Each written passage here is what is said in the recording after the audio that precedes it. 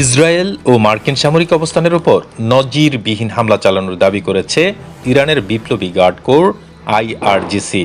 শুক্রবার ভোরে তাদের চলমান প্রতিশোধমূলক অভিযান অপারেশন টু প্রমিস 4-এর ৬৬তম তরঙ্গ বাস্তবায়নের ঘোষণা দেয় বাহিনীটি।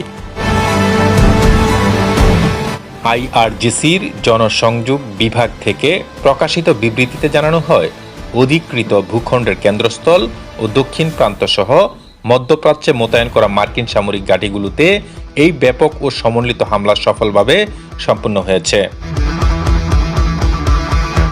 বিবৃতিতে বলা হয়েছে, তেল আবিব সহ অধিকৃত অঞ্চলের বড় শহরগুলোতে মুহুর্মুহু সাইরেন বেজে ওঠায় বসতি স্থাপনকারীরা দীর্ঘ সময় বাংকারে কাটাতে বাধ্য হয়েছে।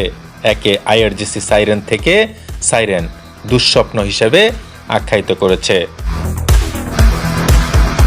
তেহরানের দাবি, অভ্যন্তরীণ সংকট ও অ্যাপস্টাইন কেলেঙ্কারির মতো ঘটনা থেকে জনদৃষ্টি সরাতেই ইসরায়েলি কর্তৃপক্ষ ইরানের বিরুদ্ধে এই অন্যায় যুদ্ধ শুরু করেছিল, যা শেষ পর্যন্ত তাদের জন্য চরম বিপর্যয় ডেকে এনেছে।